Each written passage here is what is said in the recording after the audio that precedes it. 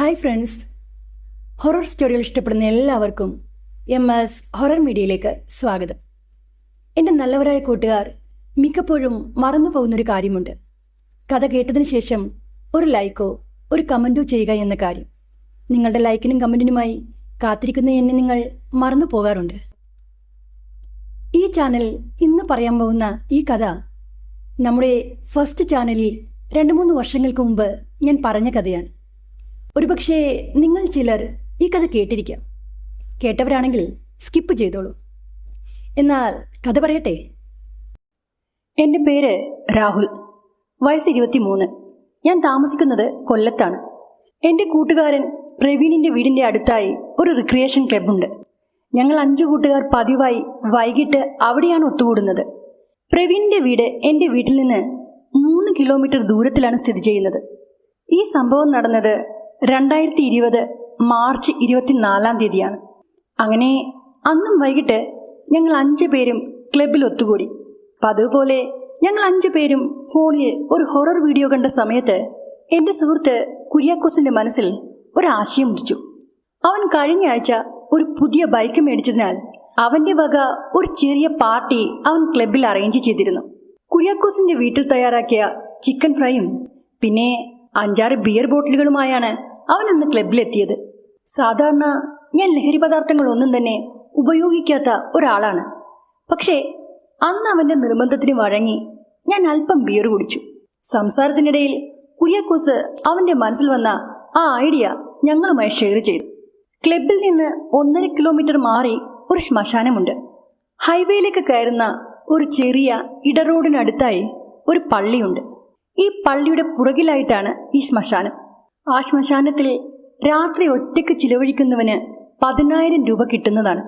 അതായിരുന്നു അവൻ്റെ ബെറ്റ്. സാധാരണയായി ഞങ്ങൾ ഒത്തുകൂടുന്ന ചില ദിവസങ്ങളിൽ ഇങ്ങനെ ചിലപ്പോൾ ബെറ്റ് വെക്കുന്നത് പതിവാണ്. മിക്കപ്പോഴും പന്തയ തുക 5,000 രൂപയായിരിക്കും. ഞങ്ങൾ 5 പേര് ചേർന്ന് 1000 രൂപ ഇട്ടാണ് ഈ 5,000 രൂപ സംഘടിപ്പിക്കുന്നത്.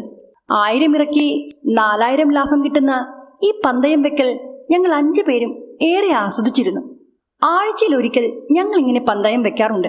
മിക്കപ്പോഴും ബൈക്ക് റേസാണ് ബെറ്റിനായി തിരഞ്ഞെടുക്കുന്ന വിഷയം. വല്ലപ്പോഴും ക്രിക്കറ്റ് മാച്ചിലെ വിജയിയെ പ്രഖ്യാപിക്കുന്നതിലും ബെറ്റ് വെക്കാറുണ്ട്. എന്തായാലും ഇത്തവണത്തെ ബെറ്റ് തുക ഡബിളാണ്. ഒരാൾ സംഘടിപ്പിക്കേണ്ട തുക 2,000 ആണ്. 8,000 പ്രോഫിറ്റ്. പക്ഷേ കുര്യാക്കോസിന്റെ ഈ ഐഡിയ ആരും സപ്പോർട്ട് ചെയ്തില്ല. ആദ്യം കൈവെക്കുന്നവന് ബെറ്റിൽ പങ്കെടുക്കാൻ ഫസ്റ്റ് ചാൻസ് കിട്ടും. എല്ലാവരും ആലോചിക്കുകയാണ്. എനിക്ക് ഒന്നും ആലോചിക്കാനില്ലായിരുന്നു. ഞാൻ എല്ലാവരുടെയും മുഖത്തേക്ക് നോക്കിക്കൊണ്ട് പറഞ്ഞു, ഐ ക്യാൻ ഡു ഇറ്റ്. അത് കേട്ട് 4 പേരും എൻ്റെ മുഖത്തേക്ക് നോക്കി. ശ്മശാനത്തിൽ ഒരു രാത്രിയിൽ കുറച്ച് സമയം ചിലവഴിക്കണം, അത്രയുള്ളൂ കാര്യം. മരിച്ചുപോയവർ തിരിച്ചു വരാറില്ല. പിന്നെ പ്രേതം, ആത്മാവ്, ഇതിലൊന്നും ഞാൻ വിശ്വസിക്കുന്നില്ല. പക്ഷേ ബെറ്റിൽ ജയിച്ചാൽ ബെറ്റ് വെച്ചിരിക്കുന്ന പണം അത് കുറയാൻ പാടില്ല. ഇല്ല മച്ചാനെ, 1 രൂപ പോലും കുറയില്ല. എന്തായാലും ഫസ്റ്റ് ചാൻസ് നിനക്ക്. ഇനി നീ തോറ്റാൽ ഞാൻ പോകാൻ തയ്യാറാ. കുര്യാക്കോസാണ് അത് പറഞ്ഞത്. അപ്പോൾ എന്നാ ശ്മശാനത്തിലേക്ക് പോകേണ്ടത്? ഞാൻ 4 പേരോടുമായി ചോദിച്ചു. ദീപുവും പ്രവീണും ഒരുപോലെ മറുപടി പറഞ്ഞു, ഇന്ന് തന്നെ ഇത് ചെയ്തില്ലെങ്കിൽ ഈ ബെറ്റിൽ നിന്ന് ഞങ്ങൾ പിന്മാറും. സത്യത്തിൽ അവർക്ക് ഈ വിഷയത്തിൽ തീരെ താല്പര്യമില്ലെന്നാണ് എനിക്ക് തോന്നിയത്. ഇന്ന് തന്നെ എന്ന് കേൾക്കുമ്പോൾ ഞാൻ ഇതിൽ നിന്ന് പിന്മാറുമായിരിക്കുമെന്ന് അവർ കരുതി കാണണം. പക്ഷേ ഞാൻ പിന്മാറാൻ തയ്യാറല്ലായിരുന്നു. വീട്ടിൽ വിളിച്ച് ഒരു കള്ളം പറയണം, ഇന്ന് വീട്ടിൽ വരുന്നില്ലെന്ന്. എന്താണ് ഒരു ഐഡിയ? പെട്ടെന്ന് എൻ്റെ മനസ്സിലേക്ക് ഒരു കാര്യം ഓടിയെത്തി. എൻ്റെ ഒരു ഫ്രണ്ടിൻ്റെ സിസ്റ്ററിൻ്റെ വിവാഹം നാളെയാണ്. ഇന്ന് അവൻ്റെ വീട്ടിൽ തങ്ങുമെന്ന് അമ്മയോട് വിളിച്ചു പറയണം. ഞാൻ ഉടനെ ഫോൺ എടുത്ത് അല്പം ദൂരെ മാറി നിന്ന് അമ്മയോട് കാര്യം ധരിപ്പിച്ചു. അങ്ങനെ അന്ന് രാത്രി ഒരു 12 മണിയോടെടുക്കുന്ന സമയത്ത് ഞങ്ങൾ 5 പേരും ശ്മശാനത്തിലേക്ക് തിരിച്ചു.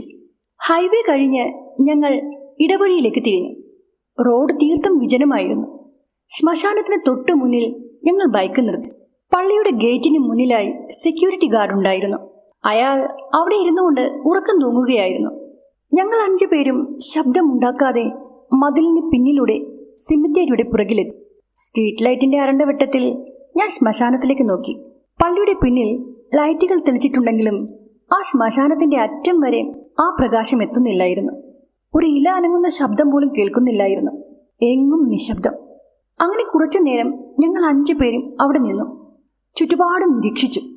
അടുത്തെങ്ങും വീടുകളില്ലാത്തതിനാൽ ആ പരിസരത്ത് കനത്ത ഇരുട്ടായിരുന്നു. ഞങ്ങൾ 4 പേരും പ്രവീണിന്റെ വീട്ടിൽ സ്റ്റേ ചെയ്യും. വീഡിയോ കോൾ വഴി ഞങ്ങൾ നിന്നെ വാച്ച് ചെയ്യും. അപ്പോ പറഞ്ഞതുപോലെ 3 മണിവരെ നീ ഇവിടെ തന്നെ ഉണ്ടാകണം. ഇതിനിടക്ക് നീ മുങ്ങിയാൽ. ദീപക് പറഞ്ഞു തീരുന്നതിന് മുമ്പ് തന്നെ ഞാൻ പറഞ്ഞു. അങ്ങനെ ചീറ്റ് ചെയ്യാനാണ് ഞാൻ ഉദ്ദേശിച്ചിരുന്നെങ്കിൽ എനിക്കിത് ഏറ്റെടുക്കേണ്ട ആവശ്യമില്ലായിരുന്നു. പിന്നെ ഞാൻ ഒട്ടും താമസിയാതെ ശ്മശാനത്തിന്റെ ഉയരമുള്ള മതിൽ ഒരു വിധത്തിൽ ചാടിക്കടന്നു. ഞാൻ അകത്തെത്തിയപ്പോഴേക്കും അവർ ബൈക്ക് സ്റ്റാർട്ടാക്കി അവിടെ നിന്ന് സ്ഥലം കാലിയാക്കി. ഞാൻ ചുറ്റുപാടും നോക്കി. ചുറ്റിനും ചെറുതും വലുതുമായ കല്ലറകൾ. പുറത്ത് നല്ല ചൂടുണ്ടായിരുന്നു. പക്ഷേ സിമിത്തേരിയുടെ ആ ഭാഗത്ത് എനിക്ക് നല്ല തണുപ്പ് അനുഭവപ്പെട്ടു. ഞാൻ കല്ലറകളുടെ ഇടയിലൂടെ നടന്നു. ശ്മശാനത്തിലെ ഒരു കോണിലായി വെളുത്ത മാർബിൾ തീർത്ത ഒരു ശവക്കല്ലറ എൻ്റെ ശ്രദ്ധയിൽപ്പെട്ടു. ഞാൻ അതിൻ്റെ അടുത്തേക്ക് നടന്നു ചെന്നു. മതിലിനടുത്ത് നിന്ന വാഗമരത്തിൻ്റെ തണൽ കാരണം ആ ഭാഗത്ത് അധികം വെട്ടമില്ലായിരുന്നു. എനിക്ക് ഒട്ടും ഭയം തോന്നിയില്ല. എന്തിനു പേടിക്കണം? മരിച്ച മണ്ണോടണിഞ്ഞവർ എങ്ങനെയാണ് തിരിച്ചു വരുന്നത്? അവർക്ക് ഒരിക്കലും തിരിച്ചു വരാനാവില്ല. അവരുടെ ഓർമ്മകളാണ് നമ്മെ ഭയപ്പെടുത്തുന്നത്. ഞാനങ്ങനെ മനസ്സിൽ പറഞ്ഞുകൊണ്ട് ആ കല്ലറയുടെ മുകളിലായി ഇരുന്നു. പോക്കറ്റിലിരുന്ന 2 സ്മാർട്ട് ഫോണുകളും പുറത്തേക്കെടുത്ത അതേ നിമിഷത്തിൽ തന്നെ അതിൻ്റെ ബെല്ല് വലിയ ശബ്ദത്തിൽ അടിക്കാൻ തുടങ്ങി. ശ്മശാനത്തിൽ തങ്ങി നിന്ന നിശബ്ദതയിൽ ഫോൺ ബെല്ലിൻ്റെ ശബ്ദം എനിക്ക് അരോചകമായി തോന്നി. ഞാൻ ഫോൺ സൈലന്റ് മോഡിലിട്ട് കോൾ റിസീവ് ചെയ്തു. അങ്ങേത്തലക്കൽ മറ്റ് 4 പേർ. ഞാൻ അവരുടെ ആവശ്യപ്രകാരം വീഡിയോ കോൾ സ്റ്റാർട്ട് ചെയ്തു. അല്പനേരത്തെ സംസാരത്തിന് ശേഷം ഞാൻ വീഡിയോ കോൾ കട്ട് ചെയ്യാതെ തന്നെ ഫോൺ കല്ലറയുടെ തലക്കിലെ ഭിത്തിയിൽ ചാരി വെച്ചു. എന്തായാലും എൻ്റെ ചലനങ്ങൾ അവർക്ക് കാണാവുന്ന തരത്തിൽ ഫോൺ ഞാൻ അഡ്ജസ്റ്റ് ചെയ്ത് ഭിത്തിയിൽ ചാരി നിർത്തി. ആ സമയത്ത് ഫോണിന്റെ വെട്ടത്തിൽ കല്ലറയുടെ മുകളിലെ ആ പേര് ഞാൻ ശ്രദ്ധിച്ചു. ഡെയ്സി മാനുവൽ, വയസ്സ് 19, മണ്ണത്താലയിൽ ഹൗസ്. എൻ്റെ കണ്ണുകൾ ആ പേരിൽ ഉടക്കി നിന്നു. ഡെയ്സി മാനുവൽ. ഇത്ര ചെറിയ പ്രായത്തിലെ ഇവളെ മരണം കവർന്നെടുത്തോ? ഓ, പാവ പെൺകുട്ടി. എന്തായിരിക്കും മരണകാരണം? മാറാരോഗം, ആക്സിഡന്റ്, എന്തുമാകാം. എന്തായാലും വിടർന്ന് വിലസുന്നതിന് മുമ്പേ കൊഴിഞ്ഞു പോയൊരു പൂവ്. ഞാൻ അറിയാത്ത, ഞാൻ കാണാത്ത ഡെയ്സിയെ പറ്റിയായിരുന്നു എൻ്റെ അപ്പോഴത്തെ ചിന്ത. അവളുടെ പേരിന് മുകളിലായി ഉണങ്ങിയ ഒരു പനിനീർ പൂ ഇരിപ്പുണ്ടായിരുന്നു. ഞാൻ ആ പൂവ് വളരെ ശ്രദ്ധയോടെ എൻ്റെ കയ്യിലെടുത്തു. ആരായിരിക്കും ഇത് ഇവൾക്കായി ഇവിടെ വെച്ചിട്ട് പോയത്? അച്ഛൻ, അമ്മ, സഹോദരൻ, സഹോദരി, അവളെ സ്നേഹിക്കുന്ന ആൾ, ആരുമാകാം. ശ്മശാനത്തിൽ തണുത്ത കാറ്റേറ്റ് എൻ്റെ കണ്ണുകൾ അടഞ്ഞു പോകുന്നുണ്ടായിരുന്നു. വീഡിയോ കോളിൽ 4 കണ്ണുകൾ എന്നെ തന്നെ നോക്കിയിരിക്കുകയായിരുന്നു. ഞാൻ എൻ്റെ അടുത്ത ഫോണും സൈലന്റ് മോഡിലാക്കി പോക്കറ്റിൽ തിരുകി. കുറേ നേരം ഞാൻ അങ്ങനെ ആ കല്ലറയ്ക്ക് മുകളിലിരുന്നു. എനിക്ക് ഉറക്കം വന്നു തുടങ്ങി. ഞാൻ മറ്റൊന്നും ചിന്തിക്കാതെ കല്ലറയ്ക്ക് മുകളിലേക്ക് കിടന്നു. തെളിഞ്ഞ ആകാശത്തേക്ക് നോക്കി. നക്ഷത്രങ്ങൾ മിന്നിത്തെളിയുന്ന ആകാശം. ഇതിൽ ഡെയ്സിയും ഉണ്ടായിരിക്കും. മരിക്കുന്നവർ നക്ഷത്രങ്ങളായി മാറുമെന്ന് കുഞ്ഞുനാളിൽ അമ്മ പറയുമായിരുന്നു. അങ്ങനെയെങ്കിൽ ഈ തെളിഞ്ഞു നിൽക്കുന്ന ഏതെങ്കിലും ഒരു നക്ഷത്രം ഡെയ്സി ആയിരിക്കും. ആ മിന്നിത്തെളിഞ്ഞു നിൽക്കുന്ന നക്ഷത്രങ്ങളെ നോക്കി അങ്ങനെ കിടന്നപ്പോൾ എൻ്റെ ചുണ്ടിൽ അറിയാതൊരു പാട്ട് കടന്നു വന്നു. ഞാൻ പയ്യെ ഒരു മൂളിപ്പാട്ട് പാടി. മൂളിപ്പാട്ട് പിന്നീട് പാട്ടായി മാറി. ഒട്ടും ഭയമില്ലാത്ത എൻ്റെ ആ പെരുമാറ്റം കണ്ടപ്പോൾ എൻ്റെ കൂട്ടുകാരായ 4 പേർക്ക് അതിശയവും അല്പം അസൂയയും തോന്നി എന്നോട്. എനിക്ക് ഫോണിലെ സ്ക്രീനിലേക്ക് നോക്കാനേ തോന്നിയില്ല. കല്ലറയ്ക്ക് മുകളിൽ കിടന്ന് പാട്ട് പാടുന്ന എന്നെ കണ്ടപ്പോൾ അവർക്ക് എന്തായിരിക്കും എന്നെപ്പറ്റി തോന്നിയിരിക്കുന്നത്? ഉള്ള കാര്യം പറയാലോ സുഹൃത്തുക്കളെ, വീമ്പിളക്കുകയാണെന്ന് തോന്നരുതേ. എനിക്ക് ആ സമയത്ത് ഒരു തുള്ളി പോലും ഭയം തോന്നിയില്ല എന്നത് സത്യമായ കാര്യമാണ്. ഡെയ്സിയുടെ ചിന്തകളിൽ ഞാനങ്ങനെ പാട്ട് പാടി ഉറങ്ങിപ്പോയി. എൻ്റെ തലക്കിലിരുന്ന ഫോണിൽ അപ്പോഴും വീഡിയോ കോൾ സ്റ്റാർട്ടായിരുന്നു. സമയം കടന്നു പോയിക്കൊണ്ടേയിരുന്നു. ഞാൻ കണ്ണു തുറന്ന് ചുറ്റിനും നോക്കി. ഞാനെപ്പോഴും ആ ശ്മശാനത്തിൽ തന്നെയായിരുന്നു. പോക്കറ്റിൽ നിന്ന് ഫോൺ എടുത്ത് സമയം നോക്കി. 3:30 കഴിഞ്ഞിരിക്കുന്നു. കല്ലറയുടെ തലക്കിലെ ഡെയ്സിയുടെ പേരെഴുതിയ അരഭിത്തിയിൽ ചാരി വെച്ചിരുന്ന ഫോണിൽ വീഡിയോ കോളിലെ ശബ്ദം ഞാൻ അപ്പോഴാണ് ശ്രദ്ധിച്ചത്. ആ 4 പേരും എന്നെ തന്നെ തുറിച്ചു നോക്കുകയാണ്. ഞാൻ അവന്മാരെ നോക്കി ചിരിച്ചു. "അപ്പോ മച്ചാമാരെ, നിങ്ങൾ പറഞ്ഞ സമയം ഞാൻ പൂർത്തിയാക്കിയിരിക്കുന്നു. ഞാനിതാ അങ്ങോട്ട് വരികയാ." ഞാൻ അവരുടെ മറുപടി കേൾക്കാൻ നിൽക്കാതെ വീഡിയോ കോൾ കട്ട് ചെയ്തു. ഫോണിന്റെ പോക്കറ്റിലിട്ട് ഡെയ്സിയുടെ കല്ലറയിൽ ഒന്നുകൂടി നോക്കി. "Good bye Daisy." ആ കല്ലറയോട് വിട പറഞ്ഞ് ഞാൻ മുന്നിലെ കല്ലറകൾക്കിടയിലൂടെ മതിലിനടുത്തേക്ക് നടന്നു. എന്റെ ബൈക്ക് മതിലിന് പുറത്തു നിന്ന യൂക്കാലിപ്പീഡ്സ് മരങ്ങൾക്ക് താഴെ അപ്പോഴും സുരക്ഷിതമായി ഇരിപ്പുണ്ടായിരുന്നു. ഞാൻ ബൈക്ക് സ്റ്റാർട്ട് ചെയ്ത് പ്രവീണിന്റെ വീട്ടിലേക്ക് തിരിച്ചു. ഒരു 20 മിനിറ്റിനുള്ളിൽ ഞാൻ പ്രവീണിന്റെ വീട്ടിലെത്തി. അവന്റെ പേരൻസ് ദുബൈയിലാണ്. വർഷത്തിലൊരിക്കലാണ് അവർ നാട്ടിലെത്തുക. ആ വലിയ വീട്ടിൽ അവനും അവന്റെ ഗ്രാൻഡ് മദറുമാണ് താമസിക്കുന്നത്.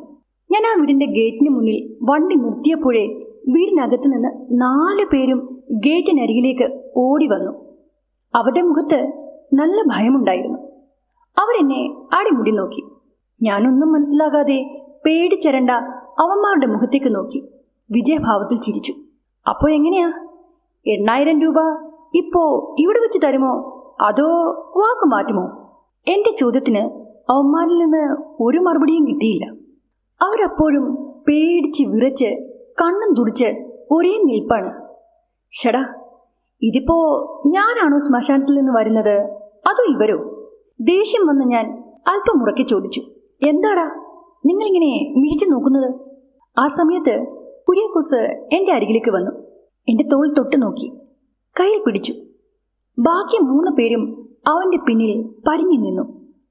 തണുത്തു വിറച്ചിരുന്ന എന്റെ കയ്യിൽ പിടിച്ചുകൊണ്ട് അവൻ എന്നെ അകത്തേക്ക് കൂട്ടിക്കൊണ്ടുപോയി. ബൈക്ക് പൂട്ടി താക്കോൽ കയ്യിലെടുത്തുകൊണ്ട് ഞാൻ അവരുടെ ഒപ്പം പ്രവീണിന്റെ മുറിയിലേക്ക് ചെന്നു. അവന്റെ ഗ്രാൻഡ് മദർ താഴത്തെ അവരുടെ മുറിയിൽ നല്ല ഉറക്കത്തിലായിരുന്നു. മുറിയിലേക്ക് ചെന്ന ഉടനെ പ്രവീൺ എനിക്ക് കുടിക്കാനായി ഒരു കുപ്പി വെള്ളം തന്നു. ഞാൻ 2 കവൾ വെള്ളം കുടിച്ചതിന് ശേഷം കുപ്പി അടുത്തുനിന്ന് ടേബിളിന് പുറത്തേക്ക് വെച്ചു. ടേബിളിനടുത്ത് കിടന്ന ബെഡിലായി 3 പേർ എന്നെ തന്നെ നോക്കിക്കൊണ്ടിരിക്കുന്നു. കുര്യാക്കോസ് എന്റെ അരികിൽ സോഫയിൽ വന്നിരുന്നു. അവരുടെ മുഖത്ത് നിന്ന് ഭയം അപ്പോഴും വിട്ടുമാറിയിട്ടില്ലായിരുന്നു. "സോറി രാഹുൽ, ഇതുപോലൊരു കാര്യം ചെയ്യാനായി ഞാൻ നിന്നെ പ്രേരിപ്പിക്കരുതായിരുന്നു. ഇങ്ങനെയൊക്കെ ഉണ്ടാകുമെന്ന് ഞങ്ങൾ ഒരിക്കൽ പോലും വിചാരിച്ചില്ല." "ഞങ്ങൾ വിചാരിച്ചില്ല എന്ന് പറയല്ലേ കുര്യാക്കോസേ, നീ വിചാരിച്ചില്ല എന്ന് പറയുന്നതായിരിക്കും ശരി." ദീപു ആളാകെ ദേഷ്യത്തിലായിരുന്നു. കുര്യാക്കോസ് ഒഴിച്ചുള്ള ബാക്കി 3 പേരും നല്ല ദേഷ്യത്തിൽ തന്നെ. "നീ ജീവനോടെ തിരിച്ചു വന്നത് നിന്റെയും ഞങ്ങളുടെയും ഭാഗ്യം. ഇത്രയൊക്കെ പറയാനായി ഇവിടെ ഇപ്പൊ എന്താ ഉണ്ടായത്?" ഞാൻ ഒന്നും മനസ്സിലാകാതെ ചോദിച്ചു. "എടാ, നിന്നെ ഞങ്ങൾ എത്ര പ്രാവശ്യമാ ആ ഫോണിൽ വിളിച്ചത്? നീ എന്താ ഫോൺ എടുക്കാഞ്ഞത്?" "എടാ പ്രവീണേ, ഞാൻ ഫോൺ സൈലന്റിലാക്കിയതുകൊണ്ട് നിങ്ങൾ വിളിച്ചതൊന്നും ഞാൻ അറിഞ്ഞില്ല. നീ ഉറങ്ങിപ്പോയ സമയത്ത് ശ്മശാനത്തിൽ എന്താണുണ്ടായതെന്ന് നിനക്കറിയാമോ?" "എന്തുണ്ടായി?" ഞാൻ ഒന്നും മനസ്സിലാകാതെ അവന്മാരെ നോക്കി. പ്രവീൺ അവന്റെ ഫോണ് എന്റെ കയ്യിലേക്ക് തന്നു. എന്നിട്ട് പറഞ്ഞു, "ഒരുപക്ഷെ ഞങ്ങൾ പറഞ്ഞാൽ നീ വിശ്വസിക്കത്തില്ല. അതുകൊണ്ട് വീഡിയോ കോള് ഞാൻ സ്ക്രീൻ റെക്കോർഡ് ചെയ്തിരുന്നു. ദാ കണ്ടു നോക്ക്." ഞാൻ അവന്റെ ഫോണിലേക്ക് നോക്കി. ഞാനതിൽ കല്ലറയുടെ മുകളിൽ കിടക്കുന്നു, എന്തൊക്കെയോ പറയുന്നു. അത് കണ്ട ഉടനെ ഞാൻ ചിരിച്ചുകൊണ്ട് പറഞ്ഞു, "ഇത് കണ്ടാണോ നിങ്ങൾ ഭയന്നത്? ഞാനൊരു പാട്ട് പാടിയതാ സുഹൃത്തുക്കളെ." "എടാ, അടുത്ത ഭാഗമൊന്ന് നോക്ക്." ദീപുവിന്റെ വാക്കുകൾ കേട്ട് ഞാൻ വീണ്ടും ഫോണിലേക്ക് നോക്കി. കല്ലറയ്ക്ക് മുകളിൽ എന്റെ നിശ്ചലമായ ശരീരം. ഞാൻ ഉറങ്ങുകയാണ്. തണുത്ത കാറ്റിൽ എന്റെ തലമുടി പറക്കുന്നുണ്ട്. തൊട്ടടുത്ത നിമിഷം ഞാൻ കിടന്നിരുന്ന ആ കല്ലറയിൽ നിന്ന് ഒരു പുകമറ പോലെയുള്ള ഒരാൾരൂപം ഉയർന്നു പൊങ്ങി. വ്യക്തമല്ലാത്ത ആ രൂപം എന്റെ അരികിലേക്ക് നീങ്ങി വന്നു. ഇടയ്ക്ക് ടിവിയിൽ കാണുന്ന ഗ്രെയിംസ് പോലെ ഫോണിലെ കാഴ്ചയ്ക്ക് മങ്ങലേറ്റു. 1-2 സെക്കൻഡുകൾ നീണ്ടു നിന്ന ഗ്രെയിംസിന് ശേഷം അവ്യക്തമായൊരു രൂപം ഉറങ്ങിക്കിടക്കുന്ന എന്റെ അരികിൽ വന്ന് നിശ്ചലമായി നിന്നു. അല്പം കഴിഞ്ഞ് എന്റെ ശരീരത്തിൽ നിന്ന് വെളുത്ത ഒരു രൂപം എന്റെ ശരീരം വിട്ട് പുറത്തേക്ക് വന്നു. ആ പുക പോലത്തെ വെളുത്ത രൂപം കല്ലറയിൽ നിന്ന് വന്ന വെളുത്ത രൂപത്തിനോടൊപ്പം സെമിത്തേരിയിലെ മറ്റ് കല്ലറയ്ക്ക് മുകളിലൂടെ പറന്ന് നീങ്ങുന്നു. ഇടയ്ക്ക് വീണ്ടും ഗ്രെയിംസ്. പിന്നീട് എന്റെ ശരീരത്തിൻ്റെ അടുത്തേക്ക് നേരത്തെ പറന്നു മാറിയ ആ രൂപം വന്നു നിൽക്കുന്നു. അതിനുശേഷം മെല്ലെ മെല്ലെ ആ പുക പോലെ തോന്നിക്കുന്ന രൂപം എന്റെ ശരീരത്തിലേക്ക് പ്രവേശിക്കുന്നു. ഞാൻ ഉറക്കം ഉണരുന്നതുവരെയുള്ള ഭാഗങ്ങൾ ഫോണിൽ സ്ക്രീൻ റെക്കോർഡ് ചെയ്തിട്ടുണ്ട്. പക്ഷേ ഫോണിൽ കണ്ട ആ കാഴ്ചകൾ എനിക്ക് വിശ്വസിക്കാൻ കഴിഞ്ഞില്ല. ഞാൻ ദേഷ്യത്തോടെ പറഞ്ഞു, നിങ്ങൾ തന്ന ടാസ്ക് ഞാൻ കംപ്ലീറ്റ് ചെയ്തിരിക്കുന്നു. എന്റെ ശ്രദ്ധ തെറ്റിക്കാൻ എന്തൊക്കെയോ എഫക്റ്റ് എഡിറ്റ് ചെയ്ത് ആളെ വടിയാക്കുവാൻ ശ്രമിക്കുകയാണ് നിങ്ങൾ. അല്ല രാഹുലേ, ഇതില് ഒരു എഫക്റ്റും ഞങ്ങൾ ആഡ് ചെയ്തിട്ടില്ല. ഇത് അവിടെ റിയലായി നടന്ന സംഭവമാണ്. എനിക്കൊന്നും കേൾക്കണ്ട കുര്യാക്കോസേ, ഞാൻ പോവുകയാ. ഞാൻ അങ്ങനെ പറഞ്ഞുകൊണ്ട് മുറിക്ക് പുറത്തേക്ക് ഇറങ്ങാനായി ഭാവിച്ചു. കുര്യാക്കോസ് ഉടനെ അവന്റെ പോക്കറ്റിൽ നിന്ന് 2000 രൂപ എടുത്ത് ടേബിളിലേക്ക് വെച്ചു. അത് കണ്ട് മറ്റു 3 പേരും അവർ തരാമെന്നേറ്റ തുകയും ടേബിളിലേക്ക് വെച്ചു. ബെറ്റ് വെച്ച പണം തരാൻ മടിയുണ്ടായിട്ടല്ലടാ, ഇതാ പണം. പക്ഷേ ഫോണിൽ കണ്ട കാര്യം സത്യമാ. വേണ്ട പ്രവീണേ, എനിക്കൊന്നും കേൾക്കണ്ട, ഞാൻ പോവുകയാ. ഞാൻ പണം എടുക്കാതെ വേഗത്തിൽ മുറിക്ക് പുറത്തേക്ക് നടന്നു. തിടുക്കത്തിൽ ബൈക്കിൽ കയറി വീട്ടിലേക്ക് തിരിച്ചു. അവർ 4 പേരും ഗേറ്റിനടുത്തേക്ക് ഓടി വന്നു. ഞാൻ തിരിഞ്ഞു നോക്കാതെ മുന്നോട്ട് നീങ്ങി. അവര് പറഞ്ഞ കാര്യം എനിക്ക് ഒരു തരത്തിലും അംഗീകരിക്കാനാവുന്നില്ലായിരുന്നു. വീട്ടിലെത്തിയപ്പോഴേക്കും നേരം വെളുത്തിരുന്നു. മനസ്സിൽ വല്ലാത്തൊരു ഭാരം. അമ്മ എന്തൊക്കെയോ ചോദിക്കുന്നുണ്ട്. ഞാനതൊന്നും ശ്രദ്ധിച്ചില്ല. എന്നാലും ഇങ്ങനെയൊരു പ്രാങ്ക് എന്നോട് വേണമായിരുന്നു. ഫോൺ സൈലന്റിൽ തന്നെയായിരുന്നു. ഞാനത് മാറ്റാൻ പോയില്ല. ഇതിനിടയിൽ കൂട്ടുകാർ 4 പേരും എന്നെ മാറി മാറി കോൾ ചെയ്യുന്നുണ്ടായിരുന്നു. എനിക്ക് കോൾ റിസീവ് ചെയ്യാനേ തോന്നിയില്ല. അങ്ങനെ ഒരാഴ്ച കഴിഞ്ഞുപോയി. ഇത്രയും ദിവസം ഞാൻ ക്ലബിലേക്ക് പോയില്ല. ഫ്രണ്ട്സിനോട് ഫോണിൽ പോലും സംസാരിച്ചില്ല. അന്ന് വൈകുന്നേരം ഞാൻ ക്ലബിലേക്ക് പോയി. കൂട്ടുകാരോടുള്ള പിണക്കം തീർത്തു. പണം അവർ എനിക്ക് നേരെ വീണ്ടും നീട്ടിയെങ്കിലും ഞാൻ പന്തയപ്പണം വാങ്ങിക്കാൻ തയ്യാറായില്ല. കഴിഞ്ഞുപോയ ആ കാര്യത്തെപ്പറ്റി സംസാരിക്കാനുള്ള ഒരവസരവും ഞാൻ അവർക്ക് നൽകിയതുമില്ല. ക്ലബിൽ നിന്ന് ഒരു 7 മണിക്ക് ഞാൻ തിരിച്ചു പോന്നു. ഹൈവേയിൽ നിന്ന് ഇടവഴിയിലേക്ക് കയറിയാണ് വീട്ടിലേക്ക് പോയത്. ആ ശ്മശാനത്തിന്റെ ഫ്രണ്ടിൽ കൂടി ഞാൻ മുന്നോട്ട് പാസ് ചെയ്യുന്ന ആ സമയത്ത് പള്ളിയുടെ ഫ്രണ്ടിലുള്ള ബസ് സ്റ്റോപ്പിൽ നിന്നുകൊണ്ട് ഒരു പെൺകുട്ടി എന്നെ തന്നെ തിരിഞ്ഞു നോക്കുന്നു. ഞാൻ മിററിൽ കൂടി നോക്കി. അവൾ ഒറ്റയ്ക്കാണ്. എന്നെ തന്നെയാണ് അവൾ നോക്കുന്നത്.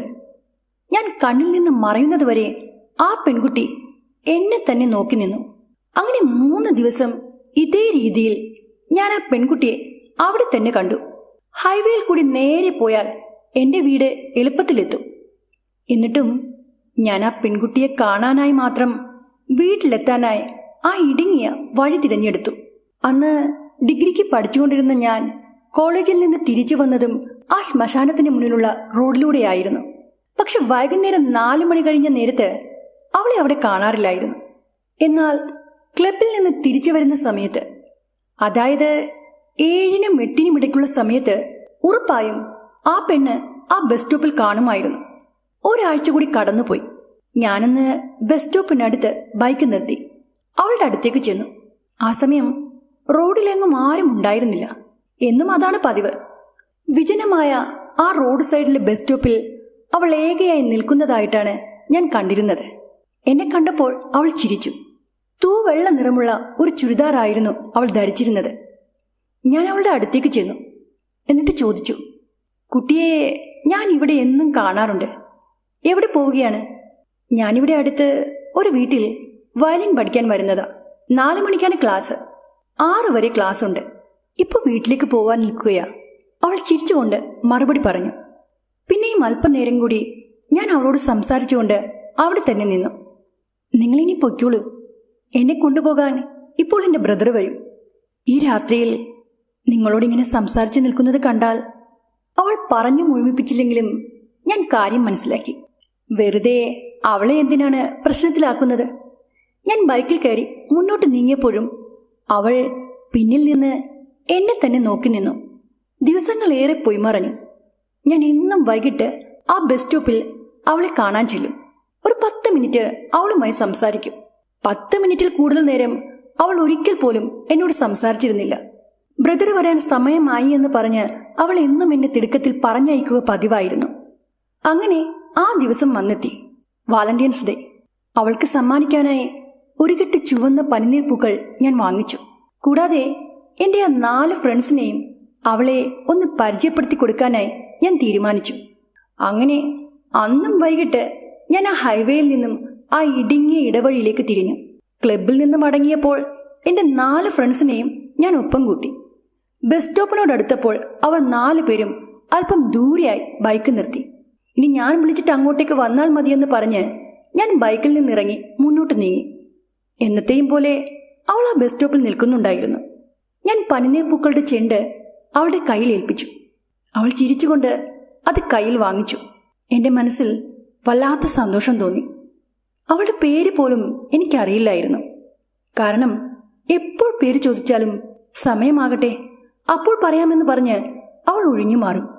അവളോട് പറയേണ്ട ആ 3 വാക്കുകളുടെ ഡയലോഗ് ഞാൻ പല ദിവസങ്ങളായി പറഞ്ഞ് പ്രാക്ടീസ് ചെയ്ത് കഴിഞ്ഞിരുന്നു.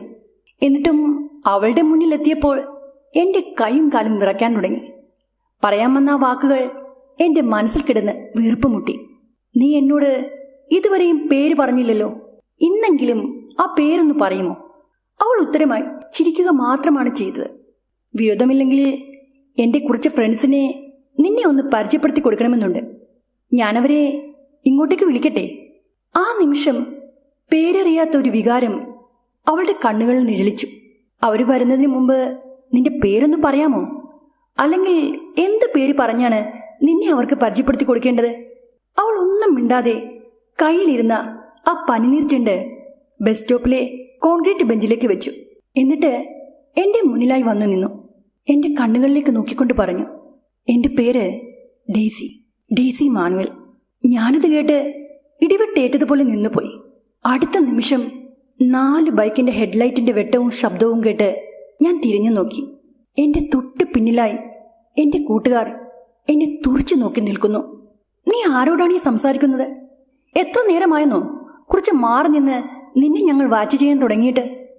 നീ ശൂന്യതയിൽ നോക്കിക്കൊണ്ടാണ് ഇത്രയും നേരം സംസാരിച്ചു കൊണ്ടിരുന്നത്. ഞാൻ പിന്നിലേക്ക് തിരിഞ്ഞു നോക്കി. ആ പെൺകുട്ടി അപ്പോൾ എൻ്റെ മുന്നിലില്ലായിരുന്നു. ഞാൻ ഓടിച്ചെന്ന് ബെഞ്ചിലിരുന്ന പനിനീർ പൂക്കൾ കയ്യിലെടുത്തു. എൻ്റെ പെരുമാറ്റം കണ്ട് കൂട്ടുകാർ അന്തം വിട്ട് നിൽക്കുകയാണ്. അവരോടൊന്ന് മിണ്ടാൻ പോലും എൻ്റെ ശബ്ദം പുറത്തേക്ക് വന്നില്ല. അവസാനം ഞാൻ ഒരു വിധത്തിൽ അവരോടായി പറഞ്ഞു, ഞാൻ സംസാരിച്ചുകൊണ്ടിരുന്ന പെൺകുട്ടിയുടെ പേര് ഡെയ്സി മാനുവൽ എന്നാണ്. ആ പേര് കേട്ടപ്പോഴേ എൻ്റെ കൂട്ടുകാരുടെ കണ്ണ് മിഴിഞ്ഞു വന്നു. അന്നത്തെ വീഡിയോ കോളിൻ്റെ സ്ക്രീൻ റെക്കോർഡിൽ കല്ലറയുടെ പുറമേ കണ്ട ആ പേര് ഡെയ്സി മാനുവൽ. എനിക്കിപ്പോൾ എല്ലാം മനസ്സിലായി. നിങ്ങൾ കാണിച്ച ആ സ്ക്രീൻ റെക്കോർഡ് അത് ഫേക്കല്ല. ഡെയ്സിയെ ഞാൻ കണ്ടു. ഇവിടെ ഉണ്ടായിരുന്നു അവൾ. എൻ്റെ ഒരു കൈയകലത്തിൽ. ഞാൻ കയ്യിലിരുന്ന ചെണ്ടുമായി ചർച്ചിന് മുന്നിലേക്ക് ഓടി. തൊട്ടു പുറകെ എൻ്റെ ഫ്രണ്ട്സും. സമയം 8 ആകുന്നതേയുള്ളൂ. പള്ളിയുടെ മുന്നിലായി അവിടെ ഇവിടെയായി 2-3 പേർ കാണപ്പെട്ടു. പള്ളിക്ക് പിന്നിലുള്ള ശ്മശാനത്തിലേക്ക് ഞാൻ ഓടി നീങ്ങി. എൻ്റെ ഓട്ടം ചെന്ന് നിന്നത് ഡെയ്സിയുടെ കല്ലറയുടെ മുന്നിലായിരുന്നു. ഞാൻ അവിടെ നിന്ന് പൊട്ടിക്കരഞ്ഞു. ഡെയ്സി, എനിക്ക് നിന്നെ ഇഷ്ടമാണ്. I love you. എൻ്റെ കയ്യിലുണ്ടായിരുന്ന ആ പനിനീർ പൂക്കൾ ഞാൻ ഡെയ്സിയുടെ കല്ലറയുടെ മുകളിൽ വെച്ചു. എനിക്ക് വിശ്വാസം വരുന്നില്ലായിരുന്നു. എന്നാലും മരിച്ചു പോയവർ തിരിച്ചു വരുമോ? കുറെ നേരം കഴിഞ്ഞപ്പോൾ എൻ്റെ ഫ്രണ്ട്സ് സിമിത്തേരിയിൽ നിന്ന് എന്നെ പുറത്തേക്ക് കൂട്ടിക്കൊണ്ടുപോയി. അടുത്ത 2 ദിവസം കഴിഞ്ഞപ്പോൾ ഞങ്ങൾ 5 ആളും ചേർന്ന് ആ പള്ളിയിൽ വീണ്ടും ചെന്നു. ഫാദറിനോട് ഡെയ്സിയുടെ കാര്യം ചോദിച്ചറിഞ്ഞു. അപ്പോഴാണ് അച്ഛൻ പറഞ്ഞത്, ഡെയ്സി മരിച്ചിട്ട് മാസങ്ങളേ ആയിട്ടുള്ളൂ. നല്ലൊരു കുട്ടിയായിരുന്നു. ഇവിടെ അടുത്തൊരു വീട്ടിൽ വയലിൻ പഠിക്കാനായി എന്നും പോകാറുണ്ടായിരുന്നു. അന്ന് വൈകുന്നേരവും അവൾ ക്ലാസ് കഴിഞ്ഞ് തിരിച്ചു വരുന്ന സമയത്ത് ബസ് സ്റ്റോപ്പിന്റെ മുന്നിൽ വെച്ച് ഒരു ആക്സിഡന്റ് ഉണ്ടായി. ഒരു ബൈക്ക് തട്ടിയതാണ്. തെറിച്ചു വീണ അവളുടെ ദേഹത്തുകൂടി പിന്നിൽ നിന്ന് വന്ന ബസ് കയറിയിറങ്ങി. സ്പോട്ടിൽ തന്നെ ആള് മരിച്ചു. ഫാദറിന്റെ വാക്കുകൾ കേട്ട് എന്റെ മനസ്സിൽ ഒരു കൊള്ളിയാൻ മിന്നിമറഞ്ഞു. അല്ല, ഇപ്പോൾ എന്തിനാ നിങ്ങൾ അവളെപ്പറ്റി അന്വേഷിക്കുന്നത്? കുര്യാക്കോസ് ഉണ്ടായ സംഭവം പറയാൻ പോയെങ്കിലും ഞാൻ ഇടക്ക് കയറി പറഞ്ഞു, ഏയ് ഒന്നുമില്ല ഫാദർ. എൻ്റെ ഗ്രാൻഡ് മദറിന്റെ കല്ലറയിൽ പൂ വയ്ക്കാൻ വന്നപ്പോൾ ഈ കുട്ടിയുടെ കല്ലറ കണ്ടു. ഇത്ര ചെറിയ പ്രായത്തിൽ മരണമടഞ്ഞതുകൊണ്ട് അറിയാനായി ചോദിച്ചെന്നേ ഉള്ളൂ.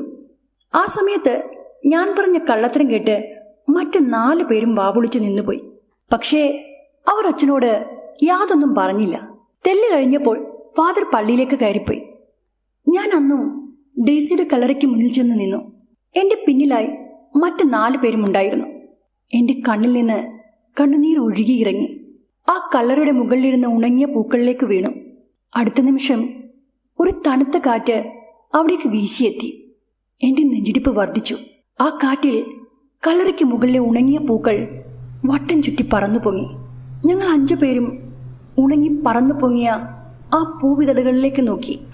വട്ടം ചുറ്റി പറന്നു പൊങ്ങിയ പൂക്കൾ കല്ലറയ്ക്ക് മുകളിലായി വീണ്ടും വന്നു വീണു. പക്ഷേ കുറച്ചിതളുകൾ കല്ലറയ്ക്ക് മുകളിലായി ഐ എന്ന അക്ഷരത്തിന് രൂപം നൽകി. ആ ഐ എന്ന അക്ഷരത്തിന് താഴെ ഒരു ബ്ലാങ്ക് ആയിരുന്നു. ആ ബ്ലാങ്കിന് താഴെ യു എന്ന അക്ഷരത്തിലും പനിനീർ പൂക്കളുടെ ഇതളുകൾ വീണുകിടന്നു.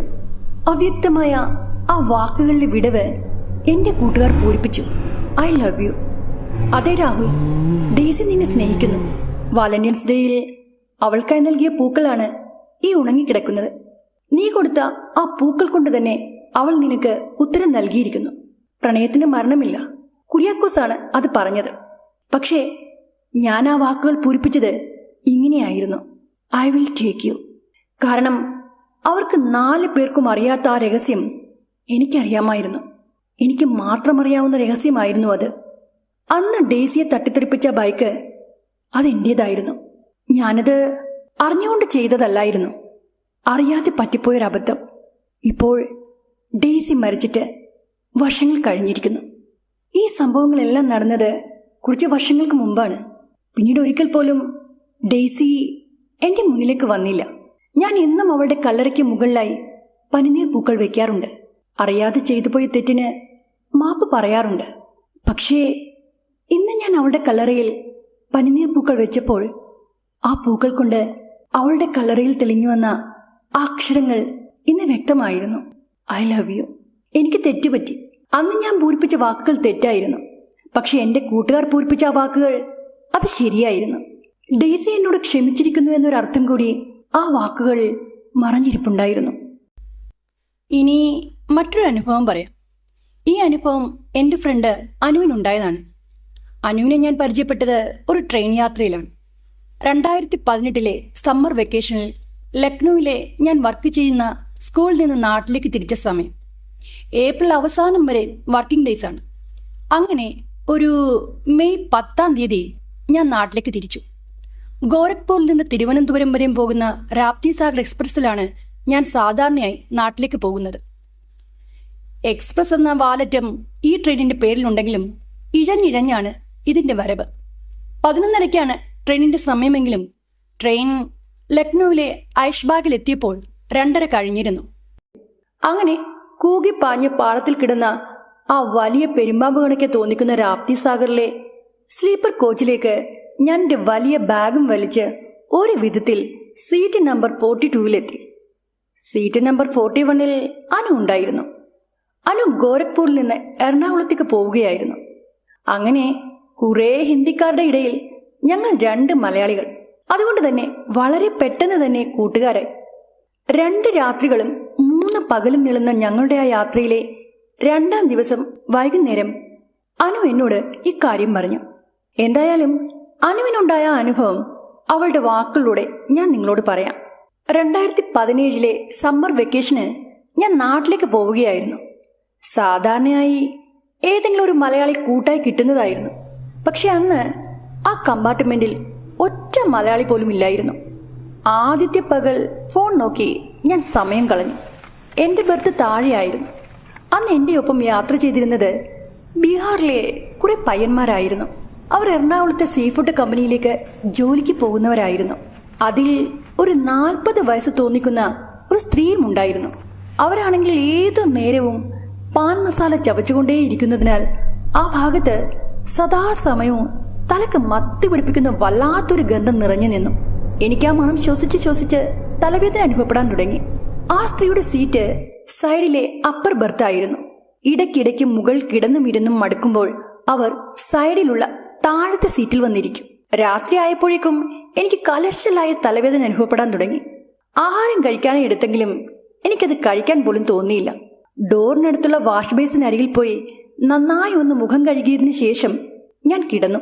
കൂടെ യാത്ര ചെയ്യുന്നവരെല്ലാം തന്നെ അപ്പോഴേക്കും കിടന്നു കഴിഞ്ഞിരുന്നു.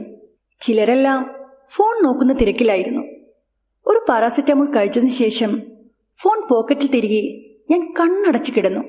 കുലുങ്ങി മറിഞ്ഞ് ട്രെയിൻ മുന്നോട്ട് പോവുകയാണ്. അങ്ങനെ ഞാൻ എപ്പോഴും ഉറങ്ങിപ്പോയി.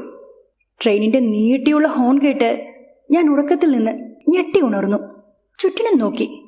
എല്ലാവരും നല്ല ഉറക്കത്തിലായിരുന്നു. മെയ് മാസമായതിനാൽ നല്ല ചൂടുണ്ടായിരുന്നു. പകലത്തെ വെയിലേറ്റ് ട്രെയിനിന്റെ മുകൾ ഭാഗം നന്നായി ചൂടായിട്ടുണ്ടായിരുന്നു. ഫാനിന്റെ കാറ്റിന് പോലും വല്ലാത്തൊരു ചൂട്. പക്ഷേ ആ ഭാഗത്തെ പാൻ മസാലയുടെ മണത്തിന് മാത്രം യാതൊരു കുറവുമില്ലായിരുന്നു.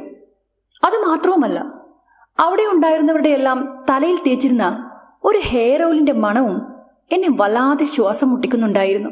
അങ്ങനെ ഹെയർ ഓയിലിന്റെയും പാൻ മസാലയുടെയും മിക്സ് ചേർന്ന ആ വല്ലാത്ത ഗന്ധത്തിൽ നിന്ന് രക്ഷപ്പെടാനായി ഞാൻ ആ രാത്രി വിൻഡോയുടെ ഗ്ലാസുകൾ ഉയർത്തി.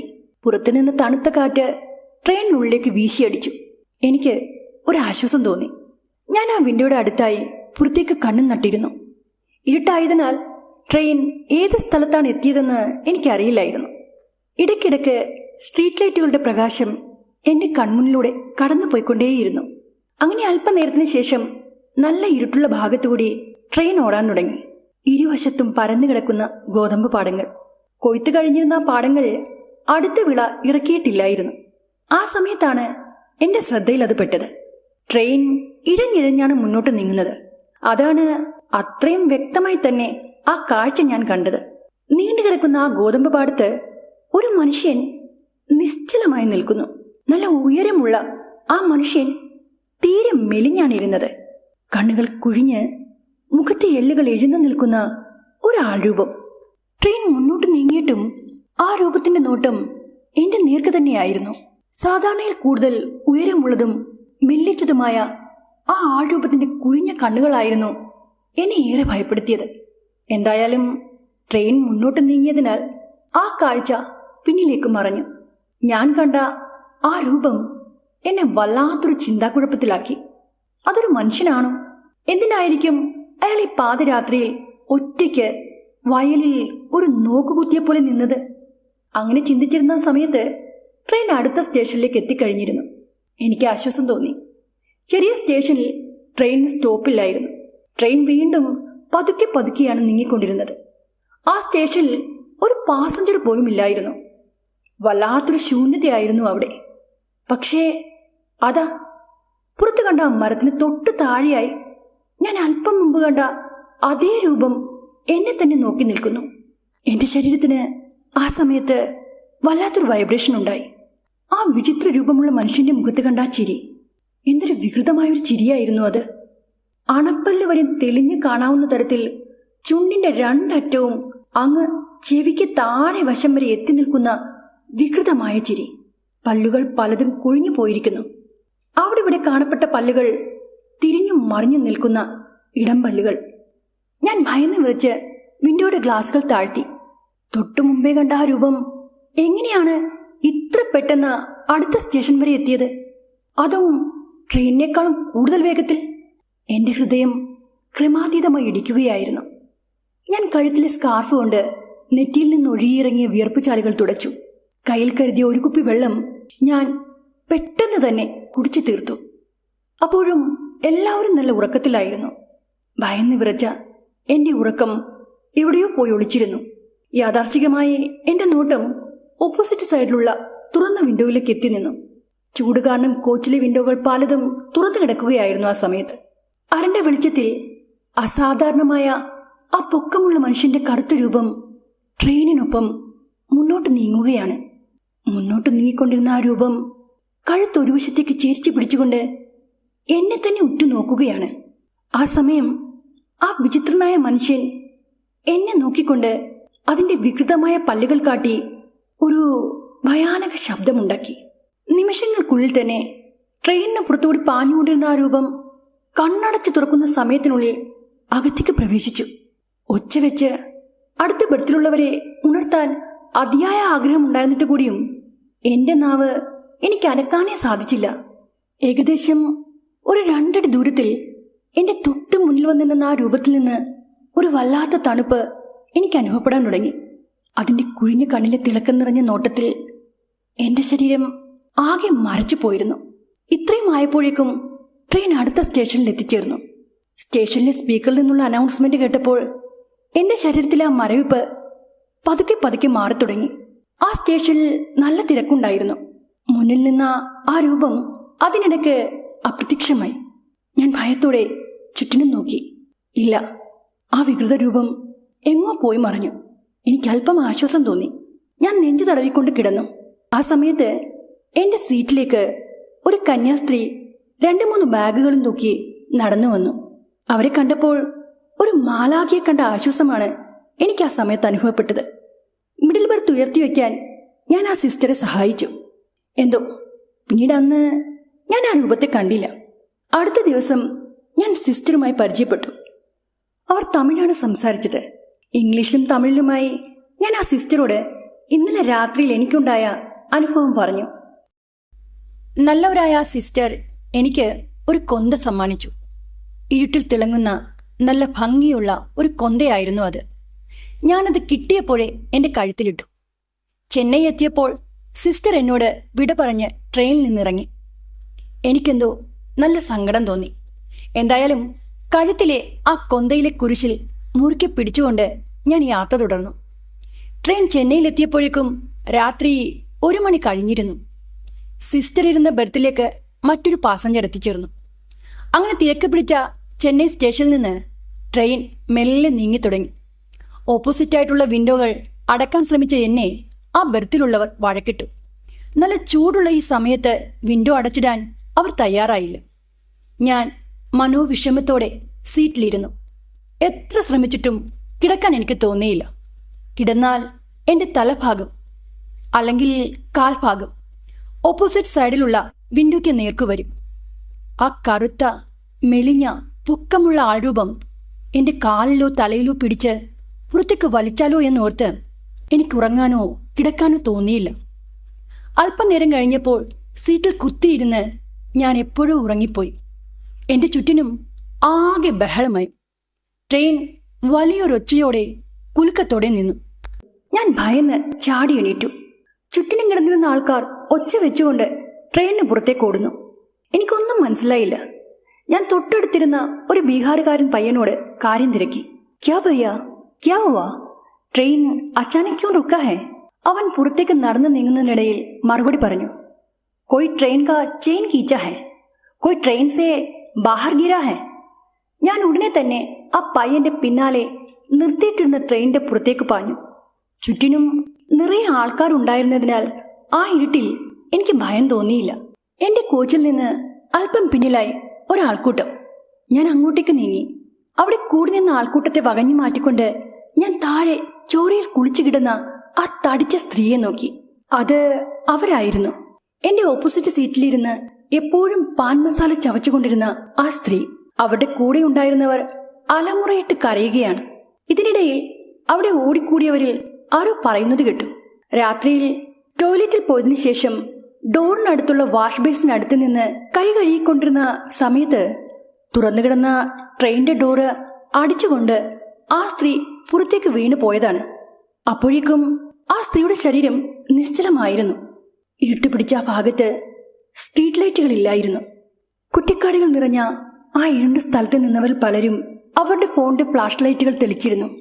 ഞാൻ ആ സ്ത്രീയുടെ ചോര പുരണ്ട നിശ്ചലമായ ശരീരത്തിലേക്ക് നോക്കി.